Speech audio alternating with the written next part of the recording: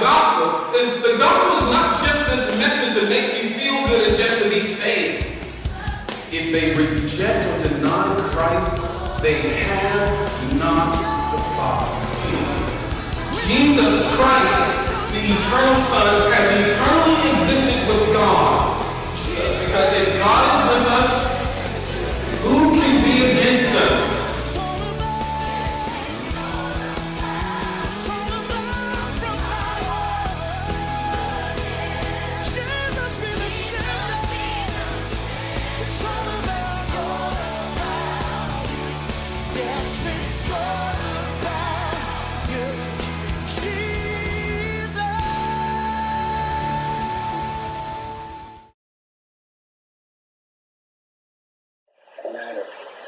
Fathers matter to God, so if fathers matter to God, how much more should fathers matter to us, especially those of us who are His people, especially those who are men and who are fathers in the church, and the mothers who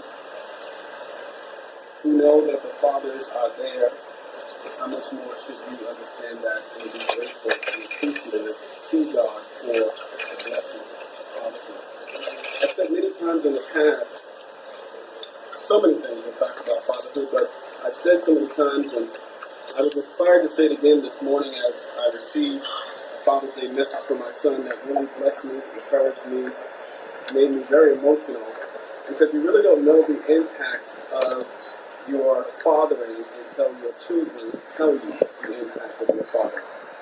My son sent me a very long message today to that extent, and it blessed me. And he said, Dad, you taught me so many things, and you taught me so many things about man and manhood and masculinity and being a father and what a father is. And he said, of so many things that you taught me, he said, one thing always sticks out to me when it comes to a father, and he said, that is the definition of a father. And he said, you taught me that the definition of the word father is the word source. Father literally means source. And naturally so, because the whole reality of fathers or fatherhood originates with God the Father. And God the Father is our one and only source. So that fathers in the earthly realm, after Father in the heavenly realm, are sources to their children. And that says more than we can probably understand or wrap our heads around at this very moment, and it says more than I can comment on at this very moment. Yes. When we talk about fatherhood, we've said this many times in the past, that fatherhood simply means the state of being a father. And of course, father means source. So as fathers, when we hear that, that ought to be a tremendous blessing to us and give us great insight into what we are as fathers.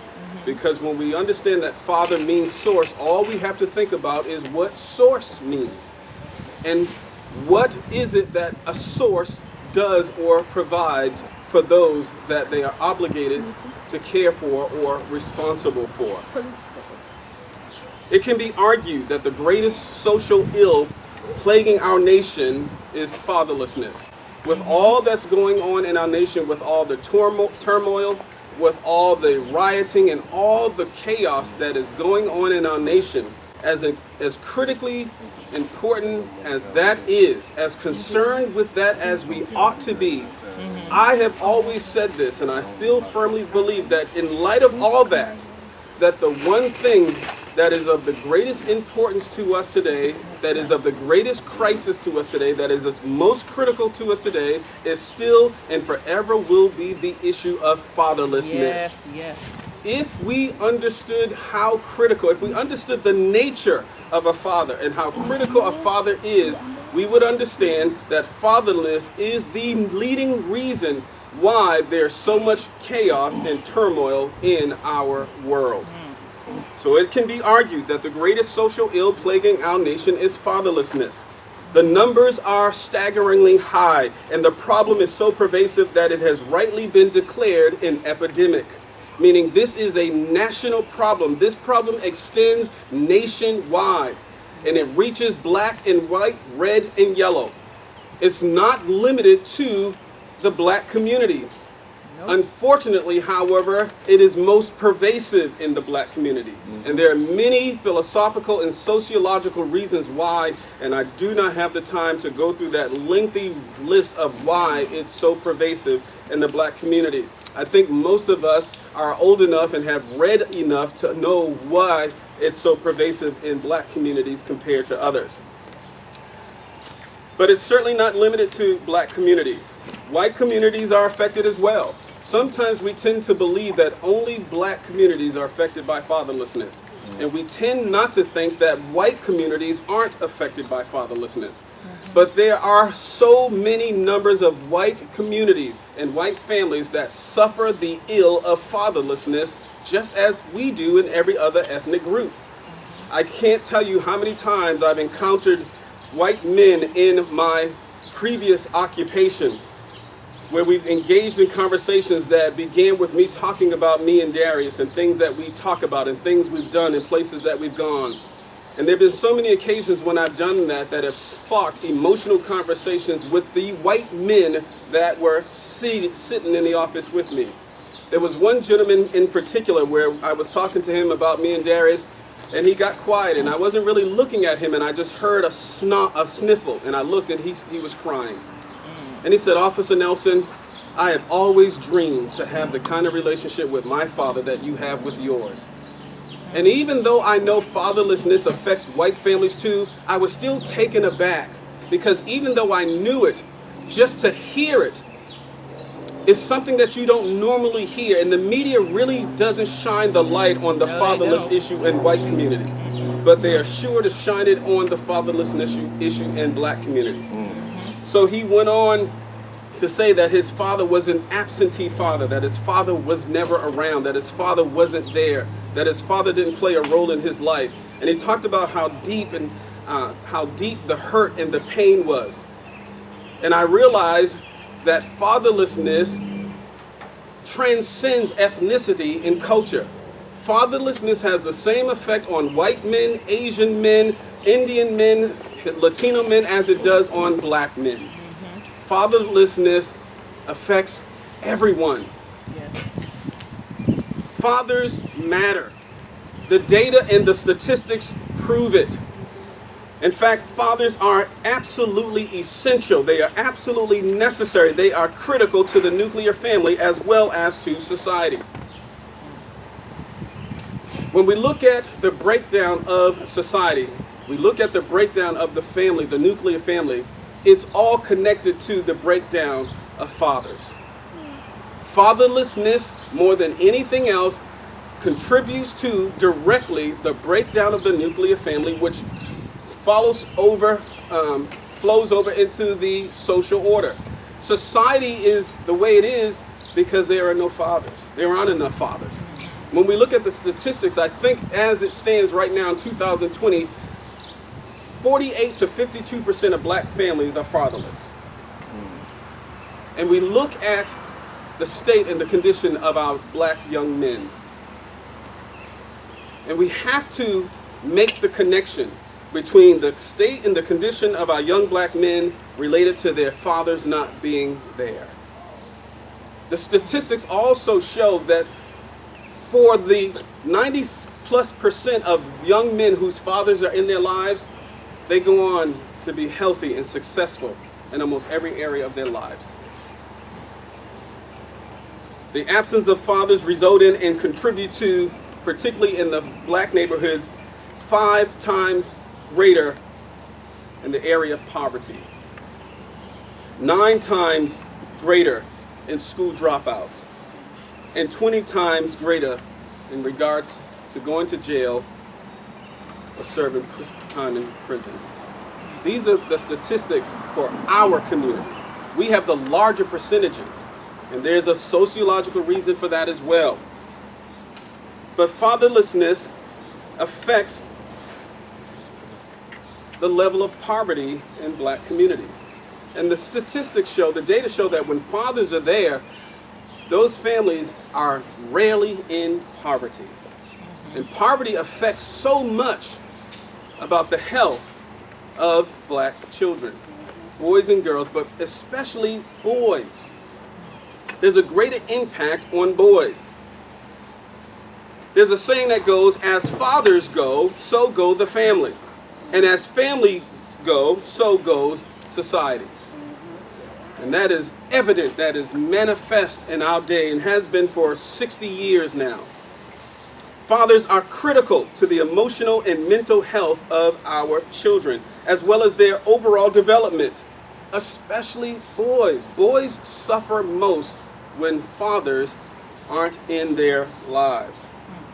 Fathers impact their children in ways that are incalculable. There are so many ways, large and small, in which fathers impact children, especially boys.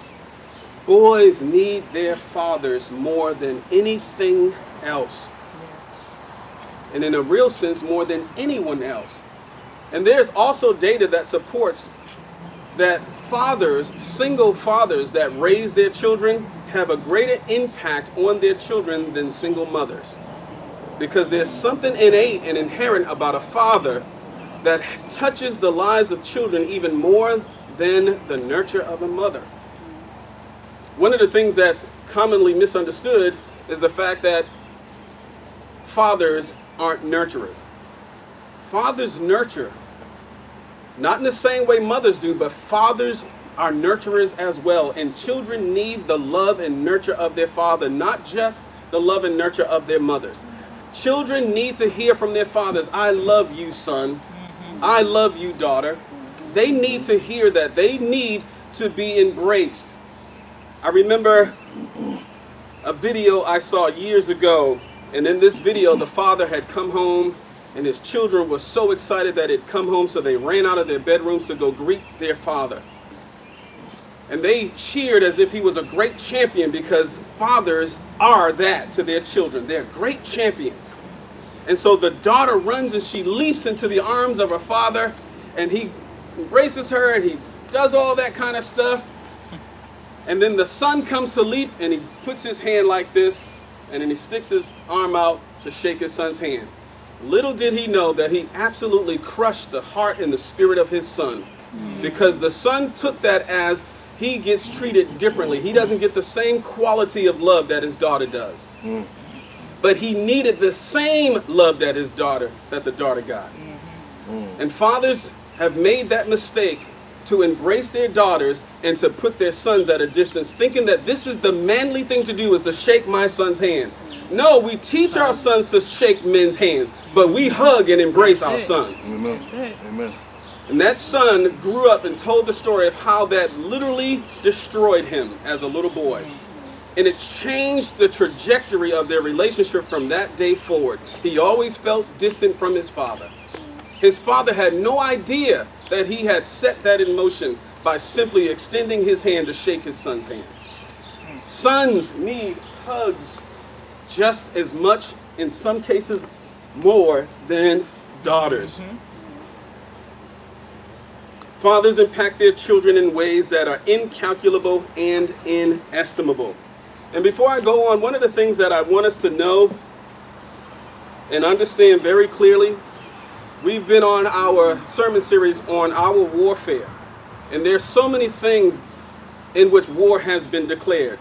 And well before we got to this point, war had long been declared against men, against boys, against fathers. War had been declared against manhood and masculinity. Look at all that's going on in our nation today. This big movement supported by psychologists and psychiatrists and doctors to turn boys into girls, to feminize boys. Even in elementary school, teachers and curriculum encourages, not promotes, but encourages boys to get in touch with their feminine side. And encourages boys, in fact tells boys, you're really not a boy. You're a girl, you're just trapped in a boy's body. And you need to liberate yourself. These are 5-year-olds being told this. 5-year-old boys are being told that they are really girls trapped in boys' bodies and they need to liberate themselves. And there are mounting cases in every state and even at the Supreme Court level where fathers who know better are fighting against the school system, against the ethos of the culture to keep their boys as boys. And the court has well overstepped its bounds, coming in supplanting the authority of fathers and saying, no, we declare that your son is a girl. The whole idea, and all of this spawned or stemmed from the feminist movement. Feminism is not about encouraging women. It's about destroying women and men, but especially men and especially boys. I can't tell you how many young ladies there are out there who want a boyfriend, who want to meet someone, a companion, and build and develop something with the hopes of being married. But they can't find young men who meet the standard because young men have been feminized. Yep. Yeah. All the young men who grow up, young boys who grow up in homes where there are no fathers, and they're around women, and they tend to take on feminine qualities in many cases. And they never learn how to be masculine because they've never had an example or demonstration of what masculinity looks like or what it is. They never learned what it meant to be a man and what men do. And there's so many young women, they're like, man, I can't even meet anybody. Because these young boys being under attack to be feminine or to at least not be masculine, there are no masculine young men for the young ladies to meet and date. They haven't been taught what it means to take the lead. They haven't been taught any of those manly things because manliness is frowned upon in our twisted upside down society. When men try to be men, they're shouted down, they're yelled at, they're told that they're bad and they're evil. And they need to be more in touch with their feminine genes. I remember years ago we had TV shows like Father Knows Best. Yep. And My Three Sons and Leave It to Beaver, where the men were strong and courageous and they were leaders and they led their families. And they demonstrated manhood. They taught their sons manhood and demonstrated masculinity. So we went from that era to coming down to Archie Bunker, who was a fathead, who was insensitive, whose mouth was unacceptable. From him, we went down to the Bundys, to Homer Simpson. And you see the de-escalation and the devolution of manhood and fatherhood, where even if they're in the household, they have no authority. They have no power. They don't lead. They're ridiculed. They're mocked. They're laughed at. And all kinds of foolishness is placed upon them. And it's even said, men are fools. And then you have all these foolish women saying we don't need men. Yeah. Foolishness against the social order of God as God designed it. Amen. And women have been deceived by all of this. So women have been pushed up above men. Black women have been pushed up above black men. And in many cases, they've been handsomely rewarded financially. They've been given positions over men and don't understand what's really happening there. That's not simply about empowering women and giving women opportunity. That's about disempowering men. Putting women above men. Removing the order of God. Taking away the natural headship of men. And men feel emasculated. Men feel like they don't know what to do and how to be. Because the social order tells them that you're not wanted. Your masculinity is no good here. And I thank God for the women who know better. Yes, Lord. Thank God for the women who know better, who have some sense, who understand what's going on, that there is a war against men, against boys, against manhood, against masculinity, against God's social order, against God's divine order, against God's creation order. Amen. God made masculinity. God made femininity.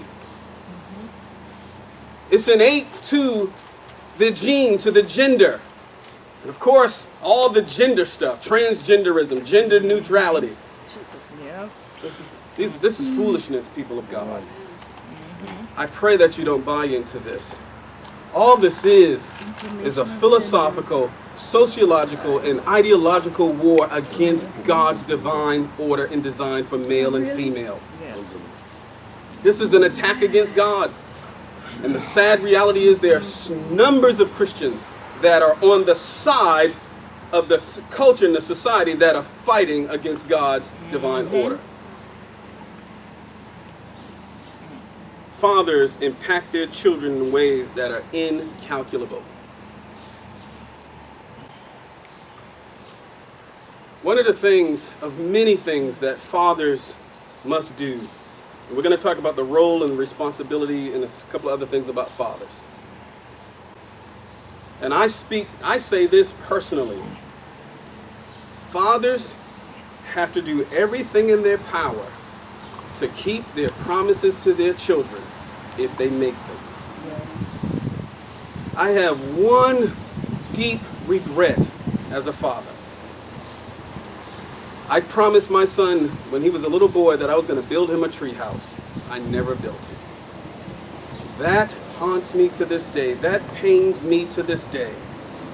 And one of the reasons that it pains me is that out of 100 things that I promised my son, that was the one promise I failed to keep. I kept 99, but that was the one.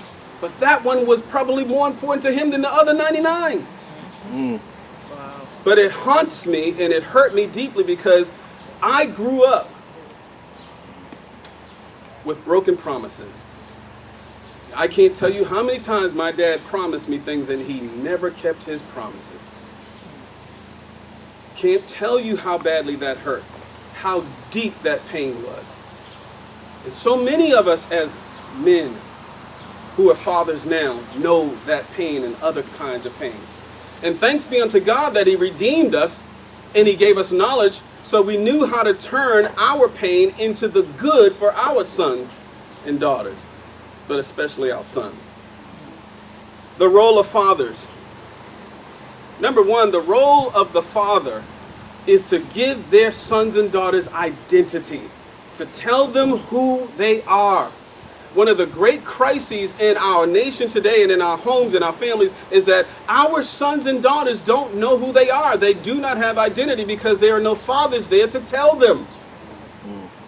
That's one of the most critical, important things in any individual's life is being given an identity. Do you know that men go through life 30, 40, 50, 80, 90 years old, successful, inventors, and accomplish all these things, but they have the deepest wound that nobody's aware of, and that's the wound of a lack of identity. Yeah, they run corporations, but they don't know who they are. They learn to be successful businessmen, but they never learned who they were. Black and white and all the others. So fathers, the role of a father is to teach their sons and daughters who they are, give them identity. Second, to give them confidence. One of the things that lacks in the lives of so many young men and young women is confidence because it was never given to them by their fathers. And beloved, understand this. It's one thing for a mother to tell a child something, especially a son. It's a whole different ballgame when a father tells them. Yes, it is. It's the same as this. Babe could say, Darius could, when he was a little boy, she could say, tell him to do something 10 times. And he don't listen. And then the next words out of her mouth is, when your father gets home. That changes everything. Okay, Mom, I'm sorry, I'll do it. Because children understand the authority, the innate, inherent authority of a father. They understand that fathers are authority figures. And 9 times out of 10, I didn't have to go get a belt. I just walked in the door. And he was apologetic. He came to tell me before Babe even told me. Daddy, Mommy's going to tell you something now. I just want to say sorry before Mommy tells you. Because children know. They know. I remember my father, all he had to do was look at me. Now, the truth was, Mom would whoop us so bad, me and Dwayne used to always say it was me and him on the cross with Jesus. It wasn't those two things, that was me and Dwayne. It was because the way Mom whooped us, it was a crucifixion. And as bad as Mom whooped us, when my dad would just look at me a certain way, I was more afraid of his look than I was Mom's crucifixion. The third thing, fathers have to give their children, they have to give them worth, value, and dignity. When we look at so many of our young black men and women today, a lot of them who are part of the big movement afoot, many of them, if fathers were in their lives to tell them who they were, to give them confidence, and to instill in them value, worth, and dignity, they would have a totally different mindset, and they would take a different stance and position on many things in life and in this world. But because they don't have it, they're seeking for it in a movement. That was the big thing that came out of the whole thing back in the 80s with gangs. Gang members became gang members because it was a sense of family and the leader was their father. How many times does a basketball, football coach become a father figure to players? Mm-hmm. Because the truth is, everybody wants their father, boys and girls. Mm-hmm. So they join basketball team. Everybody. And fatherhood is so powerful and so transcendent that a black child will take a white man as a father figure, and vice versa. Mm-hmm. A white child will take... there are 3 young white men that have been in my life that see me as a father figure. And they've said to me, Jim, I wish you were my dad instead of my dad. And these are young white men. Because fatherhood is transcendent. Fatherhood is so unique and it's so powerful. And it gives something that mothers can't give, that every boy and child seeks after a father. The responsibility of fathers. Number 1, to love their children and to love them unconditionally. You know how many broken men and women there are in the world because their father never said I love you? Or because they didn't receive the love of a father or the unconditional love of a father? And as much as attention has been brought to it in regarding boys needing love from their fathers, the truth is young girls need it as well. Mm-hmm. Because young girls need the love of the father to know how they should be loved by a potential husband, by a man.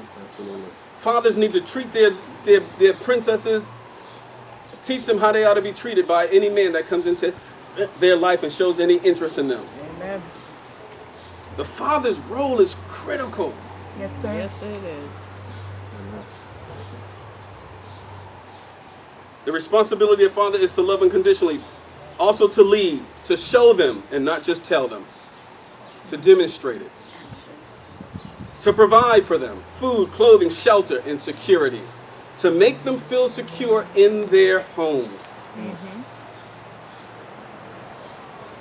I remember reading something, and I remember seeing a TV show years ago, and it showed the family getting ready for bed and all that.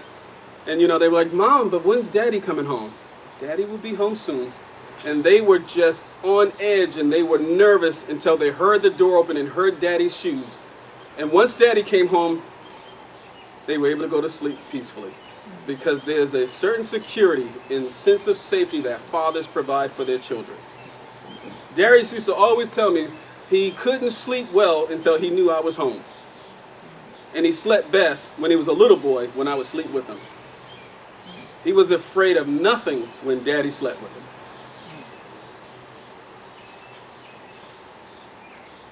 And I remember when I said, hey, son, I'll be in a sleep with you in a minute. He was like, no, Dad. He got too big for it. On occasion, when he was little, he'd come and get in the bed with me and Babe in the middle. And you could see the security, how safe he felt, how comfortable. And he would sleep so good when he slept with us. And I remember one night we were going to bed. I said, hey, man, you coming in? He was like, nope. And I looked at Babe, I was like, it's over. You know what? That's exactly what she did. She was cheering. She was like, praise God, it took long enough. I was like, yeah, that's our baby boy. We want him to stay with us as long as possible. Because as the saying goes, when they get older, they don't want nothing to do with you. That's right. The responsibility of a father is to protect their children. I love when Darius was a little boy and we used to go places, and if he ever felt scared, he'd grab my hand and get real close to me. And then he felt better because he knew Dad could protect him. One of the greatest responsibilities of fathers is to teach their children. Fathers have the great responsibility to teach their children who God is and what our faith is. Fathers are to teach their children who is the creator of the universe, and teach them our faith. family and marriage. That's the father's responsibility, to teach them what family is and what marriage is. To teach them about love and relationships. To teach them about life and to teach them about the world. What it is and how it really works and how to navigate and maneuver in the world. To teach them about sex. Listen, I don't even know what words to use to express how frustrated and how angry I am when it comes to us giving our children over to the government-sponsored public school systems to teach them these things, Yes. but especially about sex. That burns me so deeply. The father, above all, has the responsibility to teach their children about sex. I talked to Darius about sex when he was a little boy. And I told him the difference between daddy and mommy. Why daddy's made this way, why mommy's made that way. And I took him at 5 years old to the scriptures so that he would have an understanding. And I always told my son, sex is God's idea.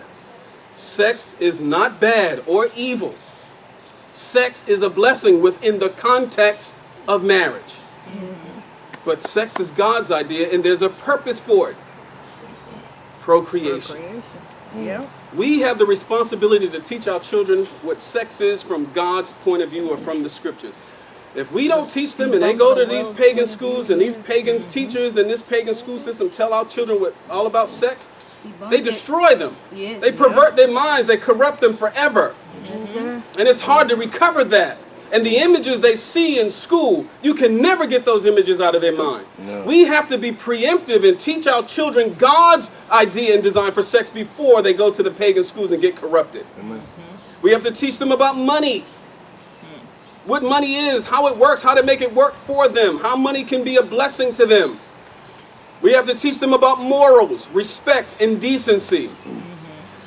All these young kids today have no respect for authority. They have no respect for adults. They talk to adults and I'm like, what? These kids are talking to grown-ups like that? Crazy. Oh my gosh.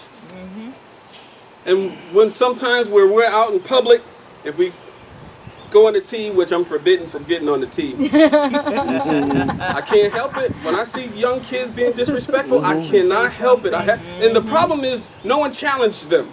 No one steps to them and challenges them for their misbehavior. That's it. Now, I know these kids are so terrible now that if you do so, you risk a physical fight with them. Yep. I can't stand by and not say anything.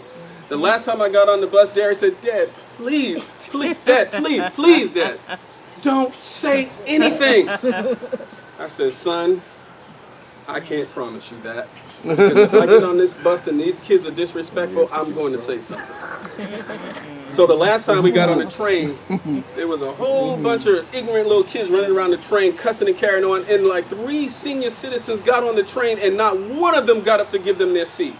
And I walked over to 3 of them. I said, are you serious? You seriously aren't going to get up and let one of these women have your seat? I paid for this seat just like they did. And we got into it, and I was, is this on video? I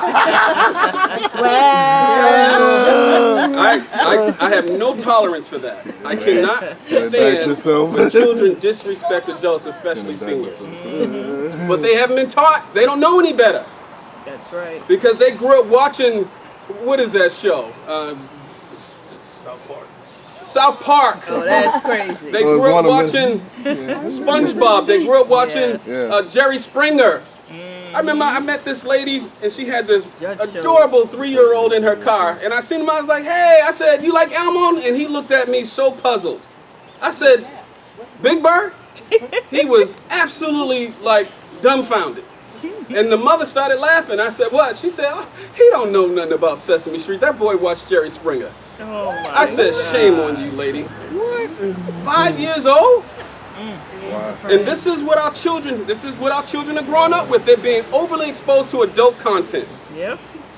They never learn what it means to be a child and to know their place and how to respect adults. Fathers, teach your children how to respect adults, starting with respecting you and your house. Yes.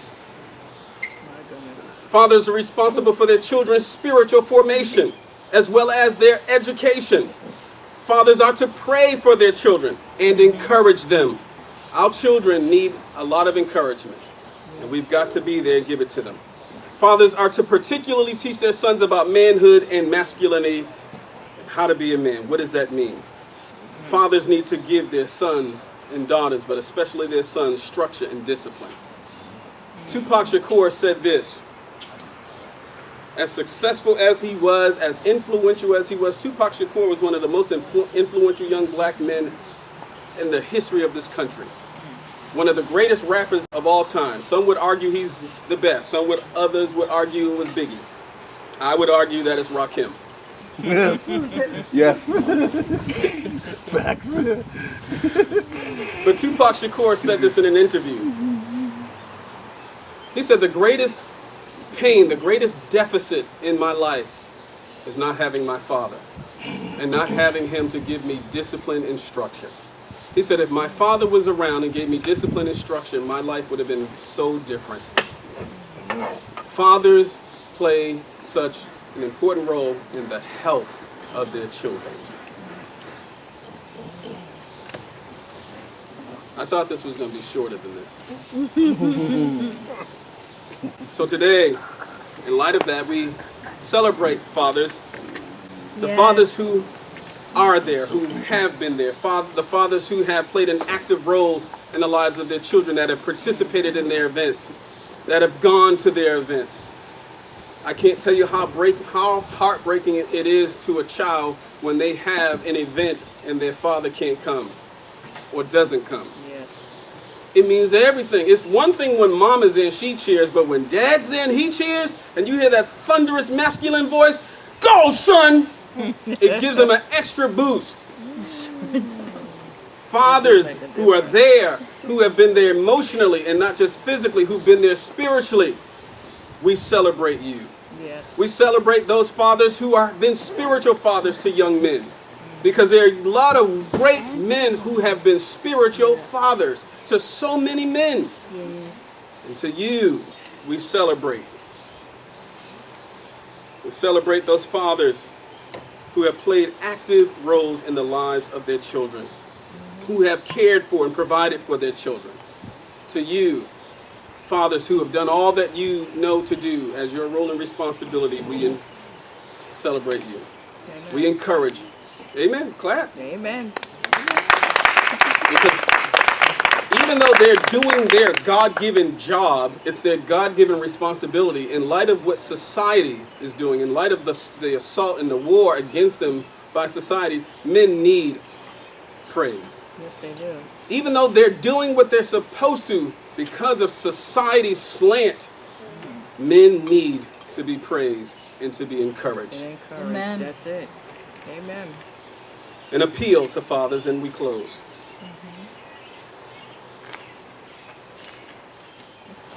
To the fathers who have failed to be fathers, who have failed in their responsibility, who have failed in their roles to be father, as long as you're still breathing, it's not too late. That's right. Amen. Because as angry as your children might be, as much as they might say, "I hate you, I want nothing to do with you," the reality is they want everything to do with you. Yes.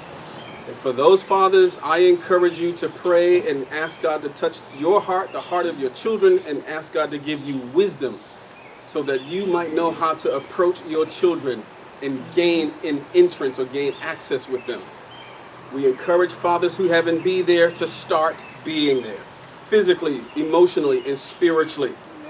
We encourage fathers who haven't done it to make time for your children. It's not too late. I saw a movie years ago, and the father was probably my age or older, and the son was in his 20s or maybe about 30.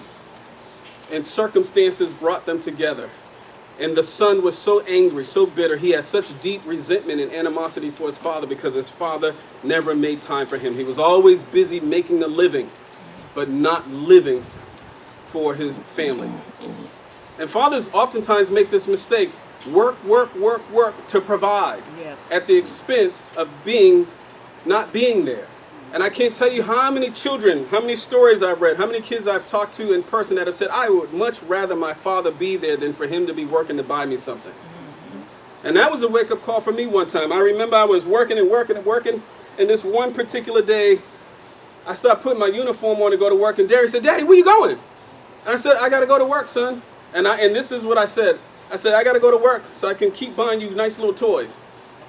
And he dropped his toy on the floor and he ran into me and he grabbed me. He said, Daddy, I'd rather you be home than to get another toy. He said, I don't want any more toys if that means you got to go to work. I called my office and I said, I'm sorry, I won't be in today. I took my uniform off and I spent the rest of the evening with my son. And he couldn't have been happier. Amen. Fathers who haven't made time for their children, there's still time to make time for your children. Fathers who have not done this need to start playing an active role in the lives of their children. Participate in their lives, in their interests. Find out what they like and participate in that. One thing that Darius loved, like all kids do, is he loved video games. And I tried my best to play some of them things with him, but I to this day, I can't. I just can't. Man, what do you call that thing? The controller? The controller. Oh, gosh. I went downstairs a couple of weeks ago and picked it up and just tried to do it. And I still couldn't do it. And he said, Daddy, I understand. It's all right. And he said, if you just sit here with me while I play, that's good enough. And I used to sit there with Darius for hours just watching him play because I couldn't get that controller. Participate in their, know what their interests are and participate in them. If they want to play catch with a baseball or football, play catch. If they want to ride a bike, ride a bike. Yeah. If your son wants to crochet, even if you don't crochet with him, sit there with him while he does it and ask him questions about it. Ask your daughter about sewing. Ask them to teach you how to sew. That means everything to them. Sure does. And lastly, show a genuine interest in the things that they do. Show a genuine interest. When your child runs up to you like, Daddy, Daddy, Daddy, look. Don't go say, yep, that's nice. That's one of the worst things we can do to a child. It will break their spirit. And they will feel like you have absolutely no interest in them or the things that they like. Even if you have no interest in it, force yourself to take an interest in it for the sake of your child. Because I tell you, there's some things Darius wanted to do, I was like, oh God. And I was like, Lord, give me grace. Because I knew I needed to do it for his sake, because it was important to him. I was praying. I was like, Lord, help me. Give me grace. Sometimes as fathers, you got to do what you don't want to do. Yes, sir. You got to take an interest in things that you have no interest in for the sake of your child, for the sake of their health and their well-being. Oh, yeah. And if you do all those things with your children, and if you, I think one of the greatest things my wife and I did is we gave Darius, what's the best way to say it? We had such a relationship with Darius, and we talked to him in such a way that we gave him assurance early on that he could literally talk to us about anything, anytime. Darius is 24 years old now. Darius still will talk to us about anything and everything.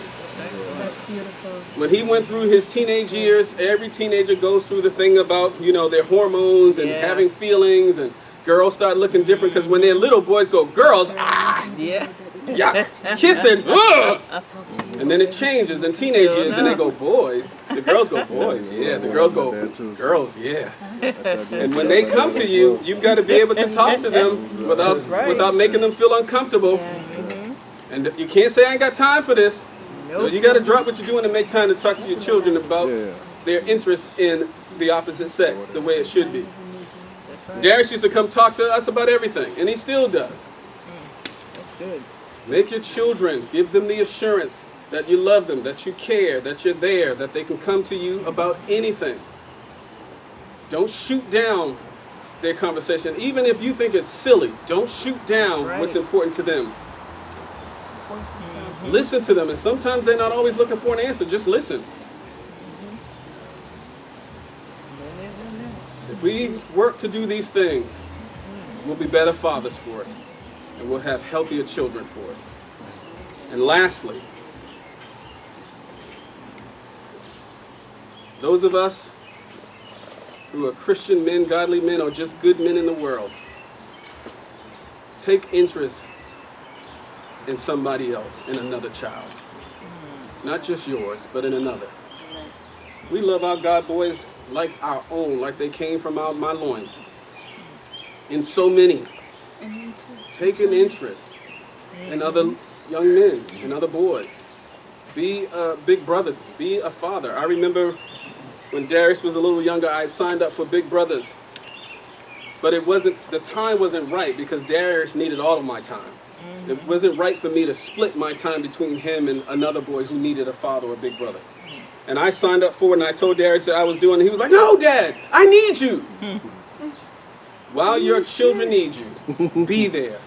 But when the time comes, when they're old enough and mature enough, find another young man or little boy whose life you can make the difference in.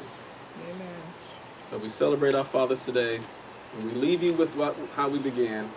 Fathers matter. Yes. Amen. Let's pray. Amen. Amen.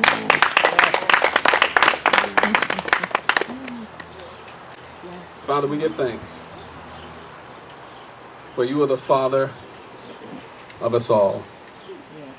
And we come to understand what a father is as we understand you, as you revealed yourself in Scripture.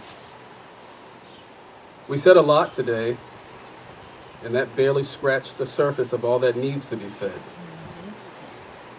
But it is my prayer, it is my hope that the people of God who sit before me and those who have joined us on Facebook Live and those who might see this afterward on YouTube, that you would use this message to help men that are fathers, to encourage them, and that the appeal would be convicting and convincing, that it would compel men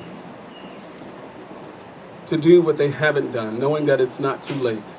And I pray for those men who have struggled with this, who feel like so much time has gone by that it's impossible or too late, and they don't know what to do, how to reach out to their children. I pray that you touch their hearts, that you soften their hearts, and that you fill their hearts with a compelling love that causes them to reach out to their children. But I also pray that you give them wisdom, that you give them sense and discretion as to how to approach and to reach their children. And I pray for the children who are angry, who are bitter, who have animosity and resentment against their fathers who have not been there, who've been absent, who've been in the shadows, that you soften their hearts and that you cause for that desire to know their fathers and to be with their fathers to rise above the ill feelings. For the fathers who have been doing what they're supposed to be doing, amen. Praise God. God bless them. Encourage their hearts to continue on. And for those fathers to be, I pray that this message and many others would be incredibly helpful and useful to them for the day when they become fathers. I pray for our sons and our daughters that you would remember them, that you would touch them, that you would reach out to them and minister to them, and for many of them that you would be their father. There is no greater father than you. And as you become the father of millions, I pray that you will heal their hearts, their pain, and their wounds. Look upon the epidemic of fatherlessness in this country and touch the heart of those fathers who have gone AWOL, who are missing in action. Those fathers who hang on the corners, who hang in front of the liquor stores, doing nothing, wasting time and money all day, and have left their children behind. I pray that there be such a visitation of God to fathers, that God, you would so profoundly convict their hearts that they will go running back to their children and running back to their responsibility as fathers. I pray for all fathers everywhere, that you bless all fathers, that your hand be upon all fathers, and that you use all fathers to bring glory and honor to your name. Amen and amen. God bless you.